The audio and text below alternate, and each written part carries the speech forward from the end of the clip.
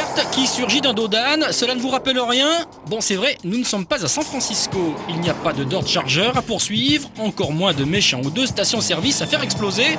Et puis, nous ne sommes pas dans la police, mais dans la peau de Steve McQueen, avec cette série très limitée de Mustang Bullitt. 40 ans que le film, signé Peter Yates, offre aux cinéphiles une des plus belles poursuites de l'histoire du cinéma.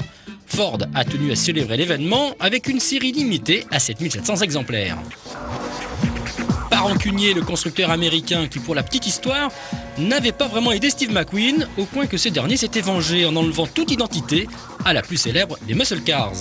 Un pied de nez repris sans complexe aujourd'hui, sur cette Bullitt des temps modernes, à la calandre nid d'abeille, aussi nue qu'une plémette d'un mois de 68. Fraîchement débarqué en France pour rejoindre l'atelier d'American Car City, voici la matricule 108. Auprès des inconditionnels de Mustang comme des amoureux de belles américaines, cette Bullitt devrait faire mouche.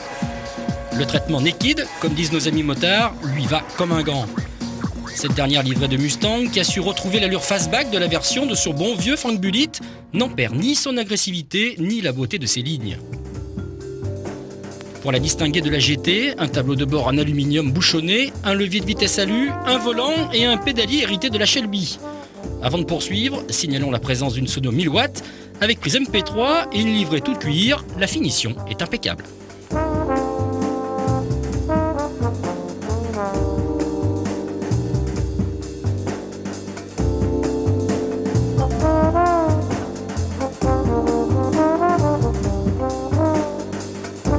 Ford Racing s'est penché sur sa mécanique. Le V8 de 4,6 litres reçoit une admission d'air spécifique et une double sortie d'échappement. Résultat, 315 chevaux, soit 15 de plus que la GT. Le pont arrière est celui de la GT500, les suspensions ont un tintarage spécifique et une barre anti-rapprochement prend place au-dessus des points d'ancrage des McPherson.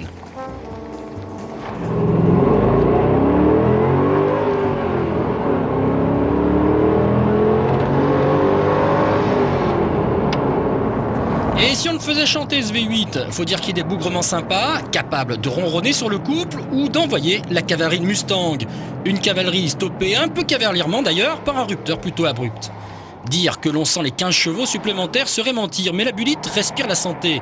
Les accélérations sont franches, la montée en régime alerte jusqu'à 6000 tours minute. Le tout dans une belle sonorité.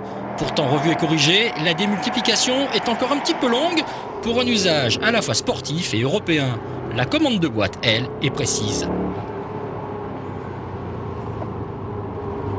À condition de bien placer l'avant, la Bullitt accepte de glisser et de se placer à l'accélérateur. La suspension, effectivement assez dure à basse vitesse, s'avère un peu souple en roulis à vive allure. Un bon point pour la direction. En revanche, pas d'Oscar pour le freinage. Ce n'est pas l'Amérique ici, on les sollicite, les 4 disques. Ils font ce qu'ils peuvent, mais manquent d'attaque et de mordant.